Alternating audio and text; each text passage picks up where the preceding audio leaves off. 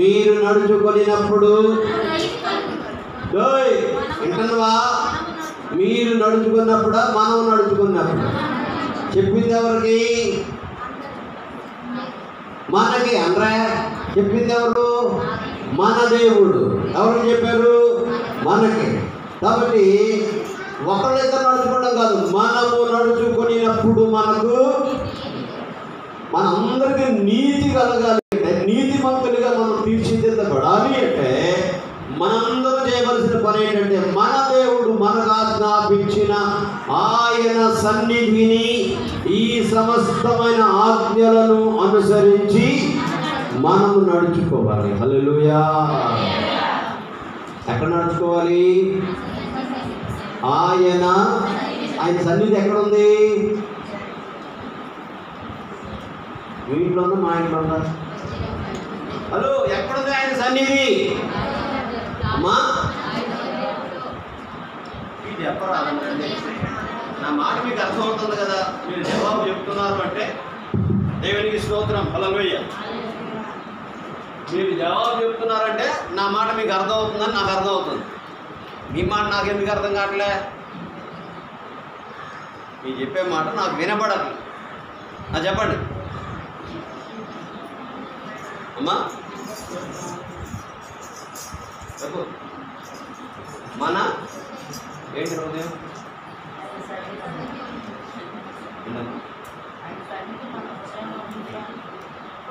మన హృదయంలో ఉందా? మీ ఆయన హృదయంలో ఉందా? నీ హృదయంలో ఉందా?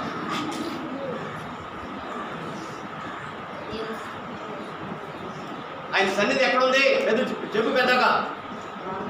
నీలోనే ఉన్నారు.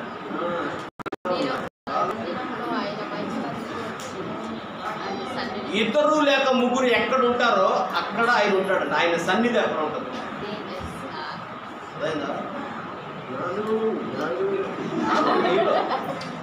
ఏడుంది? నీళ్ళు ఏడుందమ్మా? చూపించు. దేవుడు నాకు గుండెలో ఉన్నాడు, గుండెలో ఉన్నాడు అంటాడు. చూడ అని చెప్పారు. గుండె టపడం కూడా చేస్తాడు. మళ్ళీ పళ్ళ కొట్టకపోతే ఏమే గుండెలు కొట్టలేదే బాగుతాడు. పక్క గుండెలు పక్కలో కనపడతాడా? ఏమండి అట్లా చెప్తున్నారండి మీరు. ఇద్దరు లేక ముగ్గురు ఎక్కడ నా నామమును కూడి ఉంటారో వారి మధ్యలో ఉంటాడు. హల్లెలూయా. ఇక్కడ అన్నీ తెలిసిన విషయాలు చిన్నవే కదా అని, కొంచెమే కదా అని నిర్లక్ష్యం చేస్తున్నాం. కొంచెం గురించి సుమారు 3 వారాలు చెప్పారు. ఆ కొంచెం చేసే కీడు చాలా భయంకరమైనదని కూడా చెప్పారు.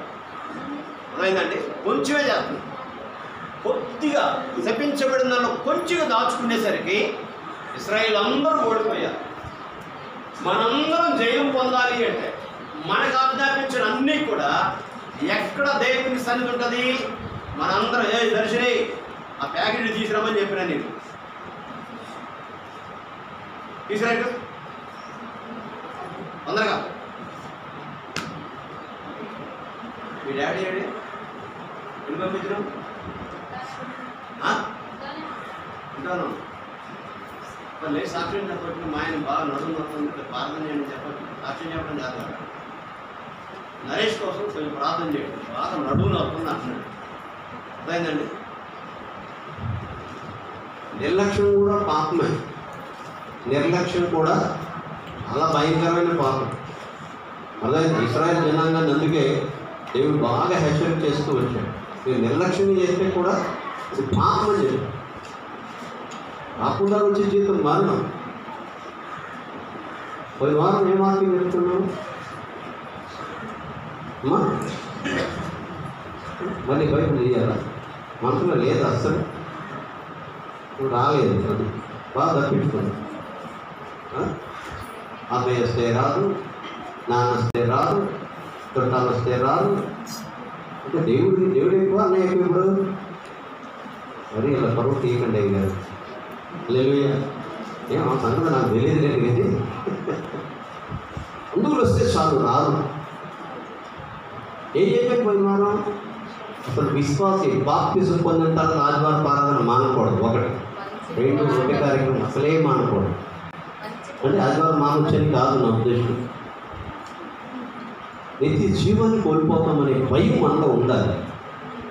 అదే నేను పోయిన వారం ఏమాత్రం చెప్పిన దేనికోసం ప్రయాసపడుతున్నామని చెప్పి చదివాం మనం. క్షయమైన ఆహారం కొరకు మీరు కష్టపడకుడి. ఆ మాట చదివాము మనం. దేనికోసం కష్టపడుతున్నాం? క్షయమైపోయే దానికోసం. ఎంత కష్టం! 24 గంటలు కష్టపడుతూనే ఉన్నాం. దాని కొరకు అసలు మీరు కష్టపడదని దేవుడే చెప్తున్నాడు. అవునంటారా కాదంటారా? కష్టపడకుడి. మీకు అవి డౌట్ అంటే ఆకాశ పక్షులను చూడండి. అవి విత్తవు, కోయవు, పొట్టలు కూర్చుకొని వాటిని పోషించుచున్న దేవుడు నిన్ను పోషించుట. వాటికంటే మీరు అమ్మా శ్రేష్ఠులు కాదు, బహు శ్రేష్ఠులు. పక్షుల కంటే ఆయన ఇష్టం చొప్పున చేసుకున్న మనల్ని ఆయన పోషించడా? మీకు ఉదాహరణ చెప్పండి. ఇశ్రాయేలు జనాంగాన్ని 40 సంవత్సరాలు అరణ్యంలో ఉచితంగా పోషించడానికి గల కారణం ఏమైనా ఉందా? ఏమైనా ఒకటి ఉందండి? ఒక్కటి. అంత చేసినా వాళ్ళు దేవుని మాట విన్నారా అంటే వినకపోయినా వాళ్ళు 40 సంవత్సరాలు పోషించాడే. ఈ రోజు వరకు దేవుని నువ్వు ఆయన చెప్పినట్టుగా చేస్తున్నావా? నువ్వు విన్నట్టుగా నువ్వు అనుసరిస్తున్నావా? అయినా నువ్వు బ్రతుకున్నామంటే ఆయన నీ పట్ల ఎంత కృప చూపిస్తున్నాడు. హల్లెలూయా. నీతి ఎలా కలుగుతుంది? ఎలాగందండి?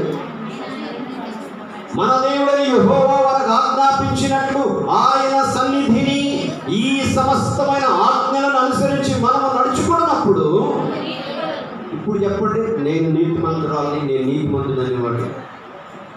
నాకు ముగ్గురు ఏమి చేయగలరు? ఇప్పుడు చెప్పమ్మా.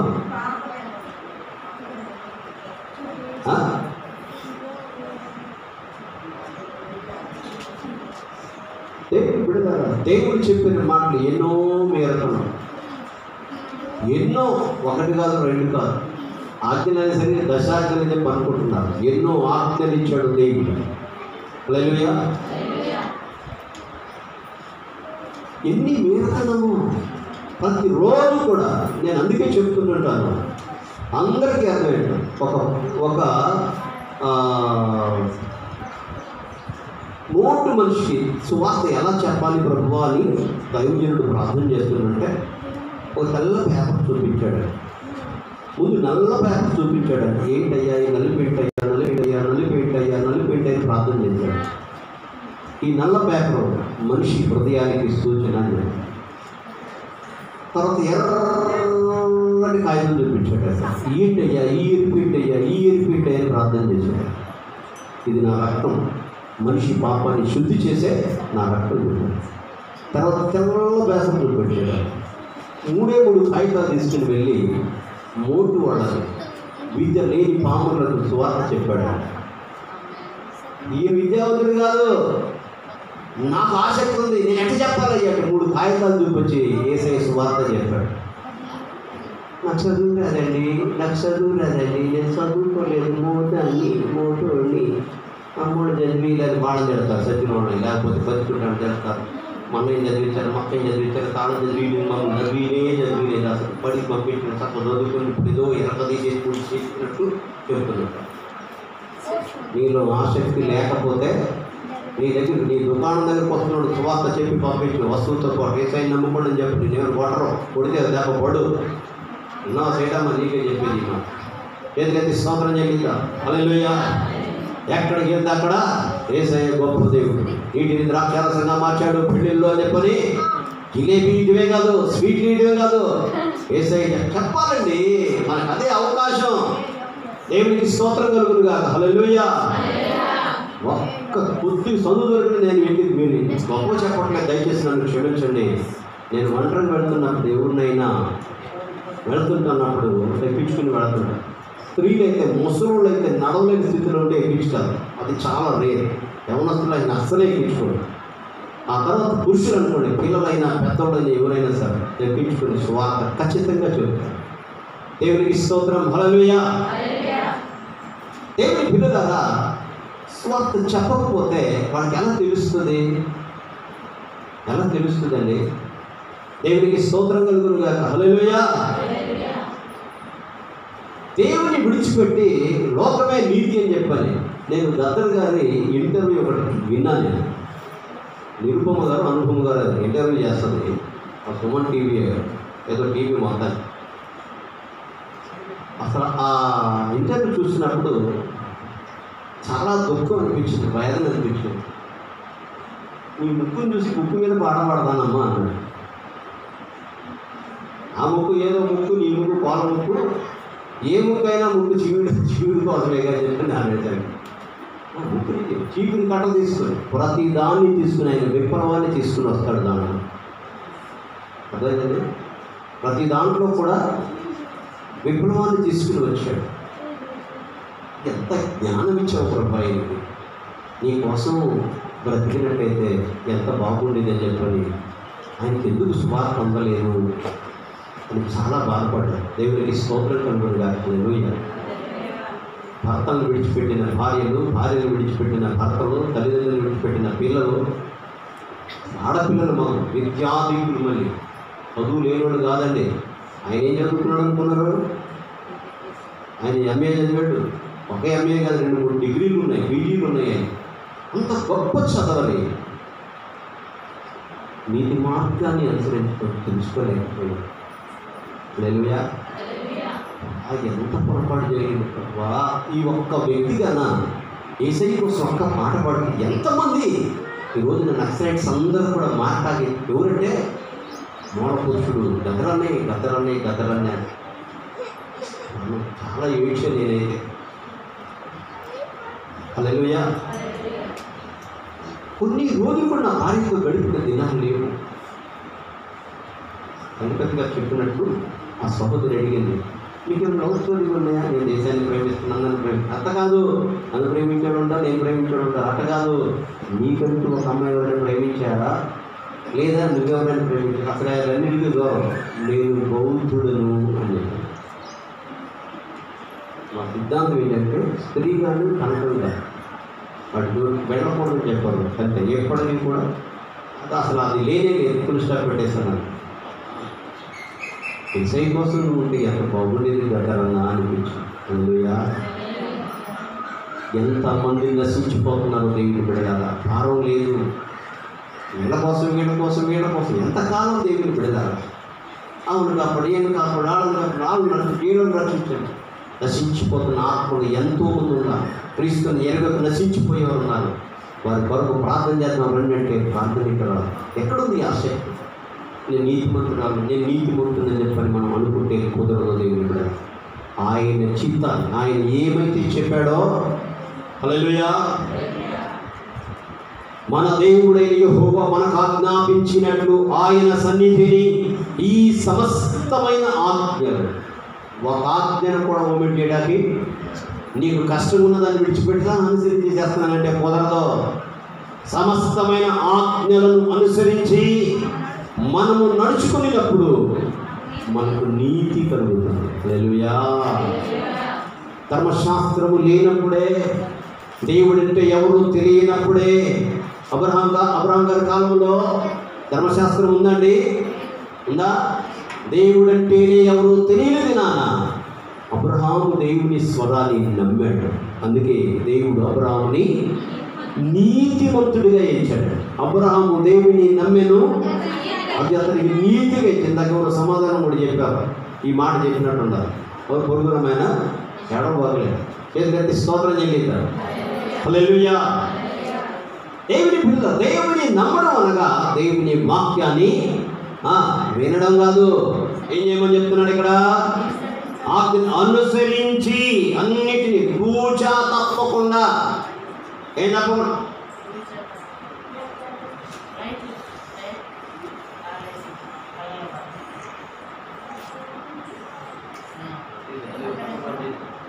ఇది 8 సంవత్సరాలు ఏ చూసి ఏది వెలుగుతో ఏది పోతా కూడా దేనికి మాట్లాడు. అవునండి, నేను కనపడతా నల్లోడుగా. చేతి స్తోత్రం చేయండి. హల్లెలూయా. చేతి మరొకసారి స్తోత్రం చేయండి. హల్లెలూయా. అంత మాత్రమే కాదు దేవుని బిడ్డలారా, 4వ అధ్యాయం 23-24 వచనాలు చూడండి. 4వ అధ్యాయం ద్వితీయోపదేశ కాండమే 4వ అధ్యాయం 23-24. అమ్మా మీ దేవుడైన యెహోవా మీకు ఏర్పరిచిన నిబంధనలు మరచి నీ దేవుడైన యెహోవా నీకు ఆజ్ఞాపించినట్టు ఏ స్వరూపము కలిగిన విగ్రహమునైనను చేసుకొనకుండునట్లు మీరు జాగ్రత్త పడవలెను. ఎలాగనగా ఈ దేవుడైన యెహోవా దహించు అగ్నియు రోషము గల దేవుడునై ఉన్నాడు. హల్లెలూయా. ఏం చేసుకోకూడదంట? హలో చెప్పాలి. ఏం చేసుకోకూడదు అమ్మా? నవ్య ఏం చేస్తున్నావు? అది బీగులు బీగుతున్నాను. నేను తీసి పక్కన పెట్టి చేతులెత్తి స్తోత్రం చెల్లిద్దా. ఏం చేసుకోకూడదు? మనకి ఎన్ని విగ్రహాలు చేస్తుంటాం? విగ్రహం లేదేమన్నా స్తోత్రం చెల్లించండి. రాణకి తిట్టమన్నాడు. రాణకి బరుగుళ్ళు ఒక విగ్రహం. ఏ రానయ్య పార్వతికి దాకా అయ్యే కనపడతాను. ఇతరులు అయ్యే కనపడతాయి. పార్వతికి వచ్చిన అయ్యే కనపడతాయి. అవునా కదా? పిల్లలున్న తల్లులకి పిల్లలే కనపడుతుంటారు. విగ్రహం. భర్త కొద్దిగా మాట వినడం ఎక్కువ ఏదంటే భర్తే కనపడుతుంది. నువ్వు మా ఆయన వచ్చి గుళ్ళో కూర్చుంటారు కానీ మంతా కనపడతారు. మా ఆయన వచ్చినాము మొదలు పడితే పూజ మరి కూర్చుంటారు కానీ ఏం చేస్తుండో నిజండి. ఒకరోజు 7 గంటల దాకా ఉండాల్సి వచ్చింది. ప్రక్కన సహోదరికి ఆపరేషన్ అయితే కాలు ఫ్రాక్చర్ అయితే ప్రార్థించడానికి వెళ్ళి ప్రార్థన చేయడానికి వెళ్ళి నాన్నగారు తాగి వచ్చినాడు. కలిపి చేసుకున్నాడు. నేను వచ్చానని చెప్పి నా ఇంటికి వచ్చింది అక్క. ఆ ఇంటంతా ప్రార్థన వచ్చే కలిపి చేసుకున్నాడు. అక్క ఏడుస్తుంది. అలా ఏడుచుకుంటూ చెప్తుంది, అయ్యా ఒకసారి కాదు తాగి వచ్చిన ప్రతిసారి అక్క ఎక్కడ ఉంటాం మరి పైకి పడుకుంటానయ్యా. అంటే నా పరిస్థితి ఎగతా చేయొద్దు దయచేసి. ఆ సహోదరు కొరకు ప్రార్థన చేస్తారని చెప్తున్నాను. అర్థవుతుందండి. పైకి వెళ్ళిపోండి. నేను మాట్లాడుకుంటాను కానీ తలుపు తీసుకుని అందరూ ముందు పెట్టాను. మేడం ఏడ పడుకున్నవే రాత్రి అంతా అంటే ఏం చెప్పాలి? నువ్వు తలుపు తీస్తే ఏడాది పడుకుంటుంది. సంవత్సరాల తరపుడు వేల పడుతున్నారు సపోజ్.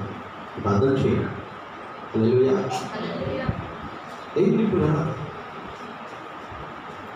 దేవుని కొరకు ప్రయాసపడితే దేవుడు ఖచ్చితంగా మనల్ని ఆశీర్వదిస్తాడు. ఒక సమయం ఉంటుంది. అదే అద్భుతం చేస్తాడు. నమ్మాలి. ఒక డాక్టర్ నమ్మినట్లుగా, ఒక మనిషిని నమ్మినట్లుగా, తోటి సహోదరులను, స్నేహితులను, భార్యను, భర్తను, తల్లిదండ్రులను, పిల్లలను నమ్మినట్టుగా దేవుని యొక్క విశ్వాసం నమ్మిక లేకపోవడం. అందుకే చెప్పుకుంటున్నాడు దేవుని బిడ్డగా, మీ దేవుడైన యెహోవా మీకు ఏర్పరిచిన నిబంధనను మరచి నీ దేవుడైన యెహోవా నీకు ఆజ్ఞాపించినట్లు ఏ స్వరూపము కలిగిన విగ్రహములనైనను చేసుకొనకుండునట్లు జాగ్రత్త. చాలా విషయాలు, బంగారం జాగ్రత్త, డబ్బు జాగ్రత్త, వస్త్రాలు జాగ్రత్త, ఎండ పట్టాలు జాగ్రత్త, ఇంకేముంటాయి గొలుసులు ఇవన్నీ జాగ్రత్త ఉంటాయి. ఆమె వస్తువాహనాలు జాగ్రత్తగా ఉంటాయి. కానీ ఏం జాగ్రత్త లేదు. హల్లెలూయా. ముందు జరగబోయే బొమ్మలు పెట్టి విగ్రహాలు చాలా దేవుడికి కోపం పుట్టించే పండుగ. ఎవరు 9 రోజులు చేస్తారు, పెడతారు, తింటారు. ఆయన పేరు చెప్పి వీళ్ళు గడుపు నింపుకుంటున్నారు, బొత్తలు పెంచుకుంటారు, తీసుకెళ్ళి వారేస్తుంటారు. చెప్పారు ఆ విషయం. తల్లిని మోహించిన వ్యక్తే. హల్లెలూయా. కూర్చోండి. కూర్చోవాలి. Praise the Lord. హల్లెలూయా. తల్లినే మోహిస్తాడు. నానా ఇది తప్పు చెప్తాడు. మా చూడండి, వినండి. మరి పిల్లకాయలు తిరగకూడదు. బళ్ళు వాడు తిరుగుతారా? ఇంటి దగ్గరే చెప్పాలి. బళ్ళు ఎలాగో క్రమశిక్షణగా పంతులు గారు భయపడి కూర్చుంటారు, ఇక్కడ కూడా కూర్చోవాలని చెప్పాలి. పిల్లల కొరకు ప్రార్థన చేయాలి. బళ్ళు ప్రైజ్ ది లార్డ్. హల్లెలూయా. దేవుని బిడ్డలారా చేసి చేసి చేసి అలా చేస్తున్నట్టే మా ఏంటి ఇది తప్పు నాన్న అని చెప్తుంది. హల్లెలూయా. అదిగో చెరువు దగ్గరికి అంటే మరి రాజకన్యలు వస్తుంటారు, నీకు ఇష్టం వచ్చిందని చేసుకోవచ్చింది. వాడు స్నానాలు చేస్తున్నాడు, చూసి అక్కడే చేస్తున్నాడు, అందుకే తీసుకెళ్ళి చెరువులు కలుపుతారు. అర్థమవుతుందా? అబద్ధంగా చరిత్రలో ఉన్నదేనండి ఇది చరిత్రలో ఉన్నదే, కానీ బయట పెట్టడం. ఎందుకంటే ఆయన ఎవరు? దేవుడు. అరే దేవుడు అంటే చిన్నజీయర్ స్వామి గారు సాక్ష్యం చెప్పారు, మేము గణపతికి నివేదించకుండా ఏమి రాదు. ఏంటంటే మేము గణపతికి నివేదించకుండా అంటే గణపతిని పెట్టకుండా ప్రార్థన చేయకుండా ఏమీ తినమని చెప్పారు. ఒక రోజు టీ తీసుకుని వెళ్ళాడు. చెప్పేది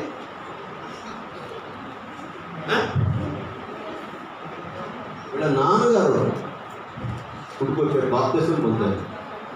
ఆత్మీయ రాలేదు, చచ్చిపోయాడు. ఈ పిల్ల బాప్తిసం పొందాడు, గుడిగే రావట్లేదు, బాప్తిసం అంటున్నాడు. 10 వారం ఇచ్చేది. మరి బట్టలు తెచ్చుకుని ముందుకు నాకు అన్నాను, బట్టలు తెచ్చేసుకుంది మా బాప్తిసం ఇవ్వన్నాడు. 4 వారాలు తర్వాత ఇస్తాను. హల్లెలూయా. నేను నా మీద కొట్టాడు మాకు అదైందా? అదే బట్టలు కూడా తెచ్చుకుని వెనక్కి పంపిస్తాను అనుమానం. ఆ వాక్యం తెలియాలా? హల్లెలూయా. ఒకసారి నిలబడి అందరికి వందనాలు. ఈ అమ్మాయి పేరు బావని. ఎదిరిగో పెళ్ళి కాలేదు కదా, 2 పిల్లల తల్లి. ఈ అమ్మాయి భర్త భయంకరంగా తాగుతాడు, భయంకరంగా కొడతాడు, పరాయితీతో ఉన్నాడు. ఈ పిల్లల్ని విడిచిపెట్టేసి పుట్టింటికి వచ్చింది. తల్లిదండ్రులు ఇద్దరు చచ్చిపోయారు.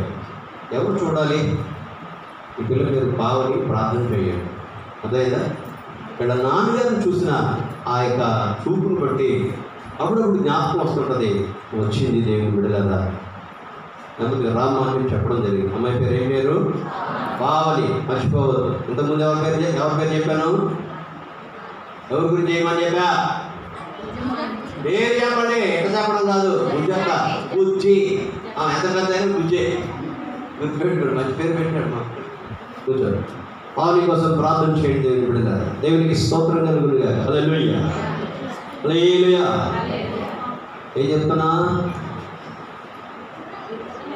ఏం చెప్పావు?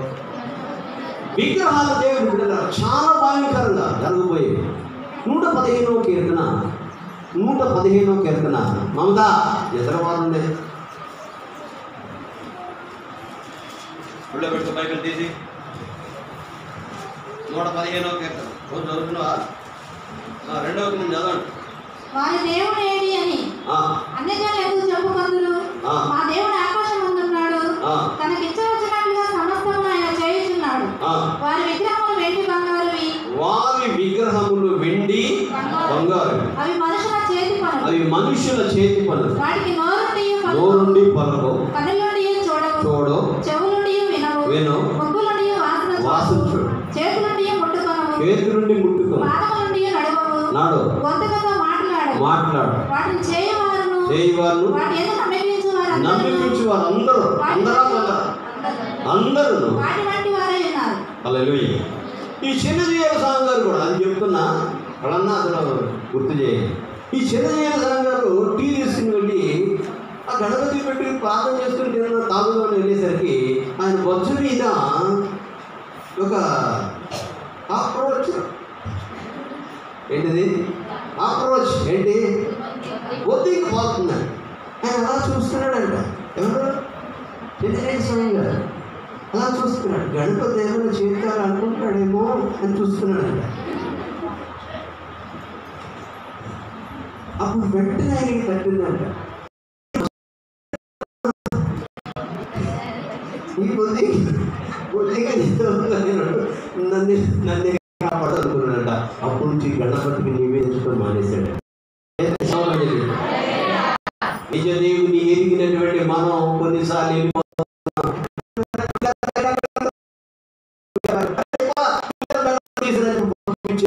తండ్రులు కూడా ప్రార్థన చేసేవాళ్ళు ఉన్నారు. నేటికి దయచేసి మీకు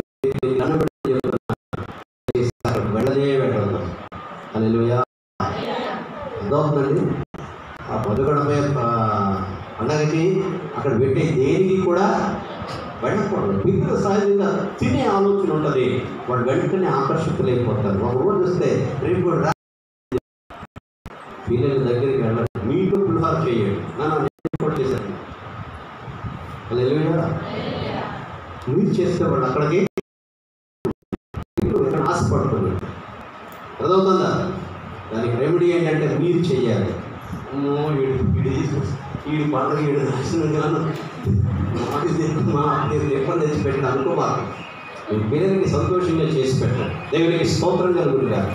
అవి కన్ను నుండి చూడవు, చెవు నుండి వెదవు, ముక్కు నుండి వాసన చూడవు, చేతి నుండి ముట్టుకోను, కాళ్ళతో నడువు, ఒత్తులతో మాట్లాడు. వాటిని చేయవారు, వాటి నమ్మకించేవారు కూడా వాటిలాగానే ఉంటారు. హల్లెలూయా. చేతులెత్తి స్తోత్రం చేయలేదా? హల్లెలూయా. చాలా భయంకరం ఏంటంటే విశ్వాసులు ఉన్నటువంటి వాళ్ళే దేవుడి దగ్గరికి వెళ్ళిపోతూ ఉన్నారు. దేవుడిని విడిచిపెట్టి ఎక్కడికి వెళ్తున్నారు? దేవుడు అంట. హల్లెలూయా. మన గుడికి వెళితే మన తల్లి అంటుంది, అయ్యారండి అసలు గొడ్డలు ఇప్పుకోండి, అసలు నేను పిచ్చి చేసిన అసలు నాకేం అర్థం కావట్లేదు. తల్లి వచ్చి కూర్చున్నాను. తల్లి బావాలంటే ఏం చేయాలండి ఇప్పుడు? తల్లిని పంపించాలంటే ఏం చేయాలంటమ్మా? కొన్ని పొరలో చెప్తుంది, విశ్వాసం చెప్తుంది. చీర కానీ అన్నట్టు చీర పెడితే ఏంటి బాగా ఏంటి సార్లు నన్ను చేస్తాను అంటుందంట. ఏం కావాలంటే చీరే అని అంట. ఒకసారి చీర అంటది, ఇంకోసారి నల్ల కూడ అంటది, ఇంకోసారి ఏట అంటది. అర్థమవుతుందండి. ఏసయ్యని అడిగాడా? అడిగిని ఇస్తున్నామా? మీటింగ్ కానుకంటే లేవు, స్టైల్గా లేవు, వేయాలి పొంగి ఎంత టైలో ఆయన లేకుండా చేస్తే గిలగలాడు. చేపలు ఒడ్డును పడే చేపలు అనుకున్నట్టు అనుకున్నాడు. హల్లెలూయా. అర్థమవుతుందా? హల్లెలూయా. ప్రభునందు ప్రియ దేవుని బిడ్డలారా, చాలా జాగ్రత్తగా మన విశ్వాస జీవితాన్ని దేవుని సన్నిధిలో ఉన్నప్పుడు, ఎక్కడనండి ఆయన సన్నిధిలో ఉన్నప్పుడు జాగ్రత్తగా పరిశీలన చేసుకోవాలి. అయ్యో ప్రభు ఆయన ఎక్కడ తగ్గిపోయి అవి మాట్లాడు, అయినా వాటికి మొక్కుతున్నారు. బోధుని తీసుకొచ్చారంట. ఒక విశ్వాసం, ఒక పిల్లడు తీర్మానం చేసుకున్నాడు, భార్య బాప్తిజం నుండి భర్త పొందలేదు. సోదరుడు రాజు కోసం చెప్తున్నాను. రాజు తల్లి 30 సంవత్సరాల విశ్వాసమే ఈరోజు ఏం చేయబోతుందంటే బోధుని తీసుకొచ్చి దాన్ని వేసారట. ఏంటది? ఏదో బొందేశారట మొత్తాన్ని. అంత ఘోరంగా ఉంది పరిస్థితి. దేవుడేం చెప్తున్నాడండి? చూడండి, అలా చేస్తే ఏమవుతుందో చూడండి. ఈ ద్వితీయోపదేశకాండంలోనే 7వ అధ్యాయం 16 చదవండి. 7:16. మరియు నీ దేవుడైన యెహోవా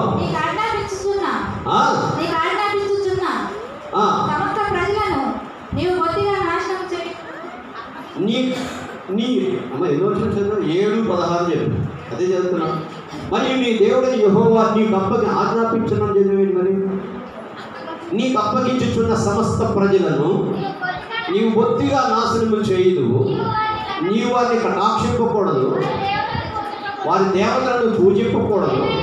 ఏమైనా అది నీకు ఊరి అగులు కాదు, ఊరి అగులు కాదు, ఊరి అగులు. ఊరి అంటే అడుగుతావే గుడ్లు అప్పగించుకొని. ఊరంటే ఏంటి? ఊరంటే ఏంటమ్మా? అయ్యా ఊరంటే ఏంటి? చావే. ఏం చెప్పాట? ఊళ్ళో చెప్తాలే విను. ఏంటట? నీ దేవుడైన యెహోవా నీకు అప్పగించుచున్న సమస్త ప్రజలను నీవు బొత్తిగా నాశనం చేయదువు, నీవు వారిని కటాక్షింపకూడదు, వారి దేవతలను పూజింపకూడదు. ఏదైనా కాదు, నీకు దేవతారాధన చేసిన, విగ్రహారాధన చేసిన నీకు ఉరి, నువ్వు సస్తావు అంతే. నా మాట కాదు ఇదే. 2 మాటలు పులి పెట్టుకుని సత్తం అంటుండేది అంటున్నారేమో. సత్తం అంతే. నా మాట కాదు ఇది, దేవుడి మాట కాబట్టి సత్తం. ఏం చేస్తే అది చేస్తే. హల్లెలూయా. విగ్రహం అంటే మనం అనుకుంటాం ఏదో బొమ్మ పెట్టుకుని, లేకపోతే ఏదో పటం పెట్టుకుని, సాంబ్రాణి ఊది బత్తులు ఇవి అనుకుంటున్నాం. కాదు, ఇలా చెప్పానుగా, ప్రాణానికి విగ్రహం ఏంటి? ప్రాణానికి చెప్పిద్దాం చూడు, ఏదలేదా? ఒక విద్యార్థికి కాలేజీ ఒక విగ్రహం. అమ్మో, మంత్రులు గారంటే భయపడతారు, లెక్చరర్ అంటే భయపడతారు, ఆ యొక్క ఏదైనా వర్క్ ఇస్తామో అని చెప్పి భయపడిపోతున్నావే. ఆ భయం దేవుని దగ్గర ఉండదా? ఉండదా? ఉన్నా నిజంగా. హల్లెలూయా.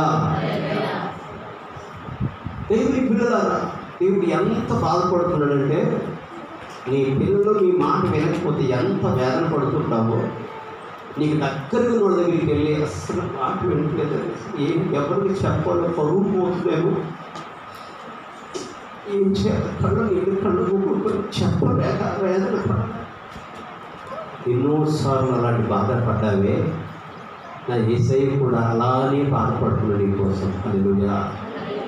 లోబడిన నీ ప్రజలారా, మీకు శ్రమ కలుగుతుంది. ఎందుకు శ్రమ తెచ్చిపెట్టుకుంటారు? నా మాట వినండరా అని చెప్తున్నాడు. హల్లెలూయా. ఆయన మాట వింటే చాలు ఏం కలుగుతుందంటండి? ఆశీర్వాదం కలుగుతుంది. హల్లెలూయా. దీవెన కలుగుతుంది. హల్లెలూయా. దేవుడు అందుకే చెప్తాడు, 7:7 వచనం, ద్వితీయోపదేశకాండం 7వ వచనంలో చెప్పిన మాట ఏంటంటే, మీరు సర్వజనముల కంటే విస్తార జనమని యెహోవా మిమ్మల్ని ప్రేమించి నీవు ఏర్పరచుకోలేదు.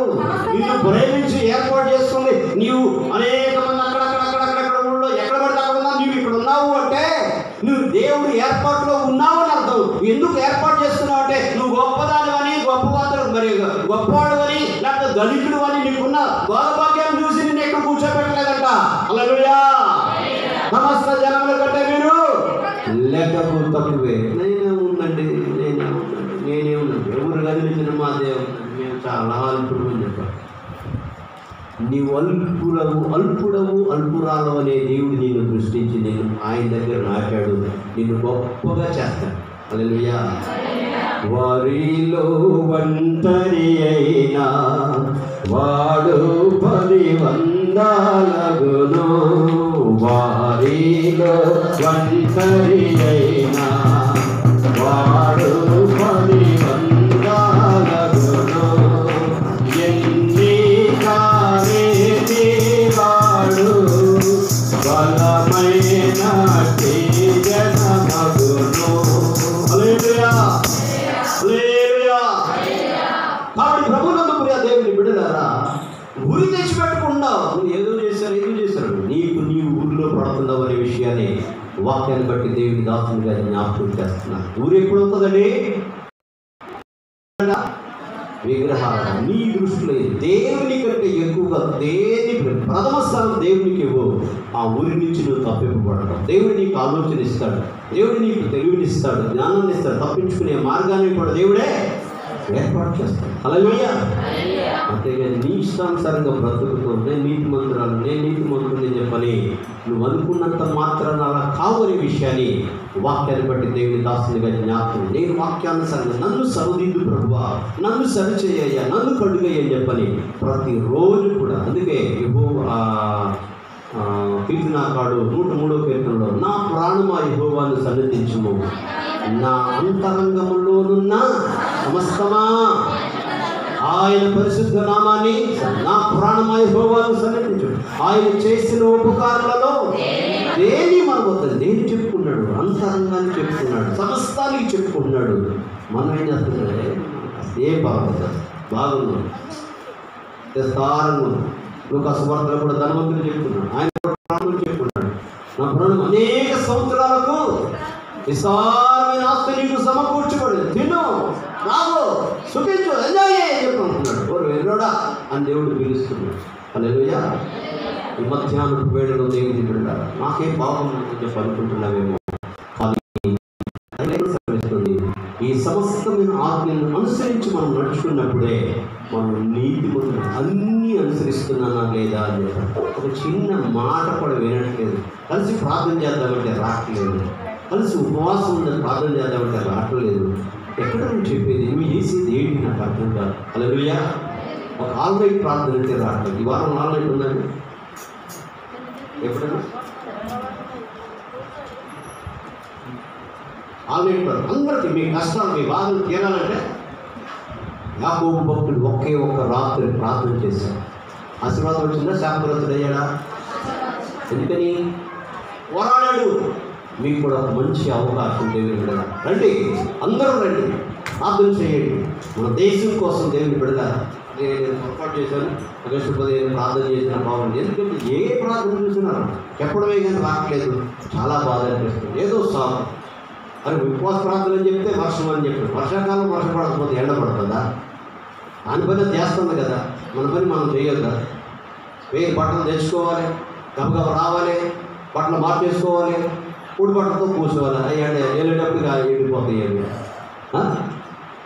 దేవుని సన్నిధికి రావాలి, అట్లా ఆసక్తితో రావాలి. నువ్వు బయలుదేరితే లేదు వర్షాన్ని ఆపడా? వర్షాన్ని ఆపిన దేవుడు కదా, అరణ్యంలో అద్భుతాలు చేసిన దేవుడు కదా నువ్వు ఆరాధన చేసే దేవుడు. ఆయన నీతో లేడా?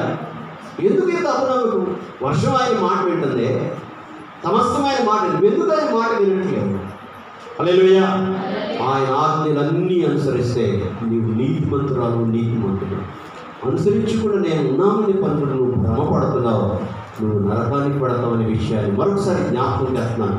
మనందరం నీతిమంతుడిగా తీర్చిదిద్దబడాలి అని ఏమీ ఆశ్రయించు. భక్తులైనా మన సంగపతి గారు చెప్పినట్టుగా దేవుడు గారు, ఏం సంగపతి గారు సైకిల్ చెప్తున్నారు ఎక్కువైందా? ఆకలేస్తుందా? హల్లెలూయా. పడట్లేదని నాకెట్ట తెలిసింది? వేసిన లుక్కు అది నాకు కనపడు. హల్లెలూయా.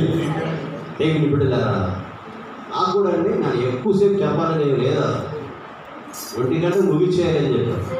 అలాగే నాకు 12:30 ఇస్తే నేనేం చెప్తాను?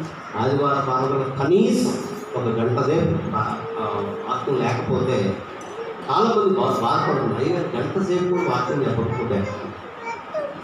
హల్లెలూయా. వాక్యం వారమంతా కూడా ధ్యానం చేసుకుంటారు. ధ్యానం చేస్తారు. అయ్యో శరీరం కోసం మేము ప్రయాసపడుతున్నాం. వారమంతా కూడా ప్రార్థన చేస్తే దేవుడు ఆయన మీ సన్నిధిలో కూర్చుని ప్రార్థన చేస్తే దేవుడు ఇస్తాడు. ఆమె నమ్మండి, దేవుని వాక్యాన్ని నమ్మండి, వాక్యం ముందు విశ్వాసం ఉంచండి. ఆ విధవరాన్ని కరువు కాలం అంతా పోషించాడు. 40 సంవత్సరాలు ఇశ్రాయేలు పోషించాడు. ఒకరిని కాదు, ఇద్దరిని కాదండి, అనేక మందిని దేవుడు పోషించాడు. ఆమేన్. హల్లెలూయా.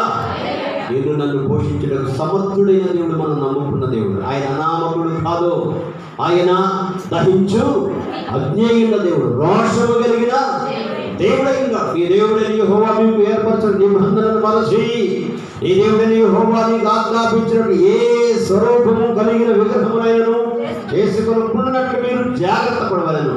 ఏనాడు కానీ ఈ దేవుడైన యెహోవా దహించు అగ్నియు రోషము గల దేవుడునై ఉన్నాడు. చదివారు ఈ మాట? మన దేవుడు రోషం తక్కువడు కాదు మనకలాగా.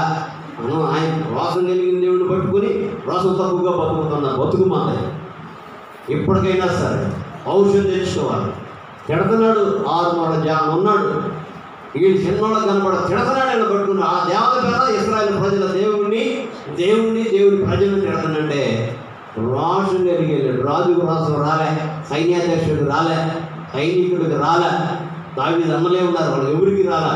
కానీ ఈ శిక్షణ పిడుగు ఎవరో దావీదు అన్నకు మాత్రం వచ్చింది. హల్లెలూయా. ఎందుకంటే ఆయన కోసం రోషంగా బ్రతికేవాడు. చాలామంది ఉన్నారు. రోషం ఎంతమందికి ఉందో ఇప్పుడు అంతమంది ఆల్రెడీ పోతారో వాళ్ళు రోషం కలిగిన వారు, మిగతా రోషం తక్కువ పడే. ఇక్కడ ఈ వాక్యాన్ని కూడా చెప్తున్నాను. మీకు రోషం ఉందో రోషం తక్కువ ఉండాలో అక్కడే నిర్ధారణ చేయడమ్మా. నువ్వు కూడా అందరికీ సవాలి. దేవునికి స్తోత్రం కలుగుతున్నాం. ఆ సీటు కూడా టీ సీట్. దేవునికి స్తోత్రం. హల్లెలూయా. ఒక్కొక్కడికొక పని లేకుండా బతుకుతున్నాడు. రండి, మీ కష్టాలు పెట్టేటువంటి సమయం దేవుని బిడ్డ. మీకోసం ప్రార్థన చేయడానికి మేము ఉన్నామని చెప్పి వాళ్ళు చేసుకుంటారు. వాళ్ళే దేవుడికి తెలుసు కష్టం ఏంటో. దేవుని బిడ్డ ఎంత కష్టపడుతుంది మేమో తెలుసు. ఆయన కృప కలిగిన దేవుడు కాబట్టి క్షేమంగా ఉన్నాం. ఎప్పటికైనా మించిపోయింది లేదు.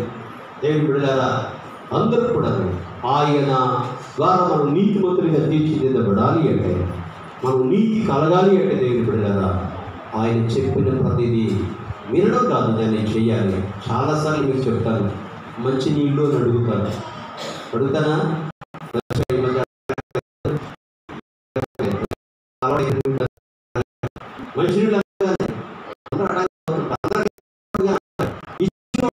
విన్నాను. నేను చాలాసార్లు మీటింగ్కి వెళ్ళినప్పుడు కూడా ఎక్కడైనా సరే చెబుతానే ఉంటాను, వాక్యం అందరూ వింటారు కానీ చేసిన వాడే విన్నవాడు అని చెప్పి. ఈరోజు దేవుడు ఎంతమంది మీ జీవితాలు మార్చుకుంటారు. దేవుడు మరొక అవకాశాన్ని ఇచ్చాడు. దేవుడి ఆ అవకాశాన్ని సద్వినియోగించదు సరిచేసుకొని విశ్వాసంలో ఊరి నుండి మనం తప్పించబడి నిత్య రాజ్యానికి వారసులు అవుదాం. అటు కృప ప్రభు మనకు అనుగ్రహించి నడిపించుకున్నాడు దాకా ప్రార్థన చేస్తున్నాం. దయచేసి మోకళ్ళండి పిల్లలందరూ కూడా మోకరించారు. కళ్ళు చేసి చూడదు, దిక్కులు చూడకూడదు. నిలువు మోకళ్ళు వేయాలి. నిలువుగా మోకరించారు. ఇదిగో ముందు ముగ్గురు ఎట మోకరించారు చూడండి. ప్రార్థించండి. కళ్ళు వేయండి, చేతులు జోడించాలి. కళ్ళు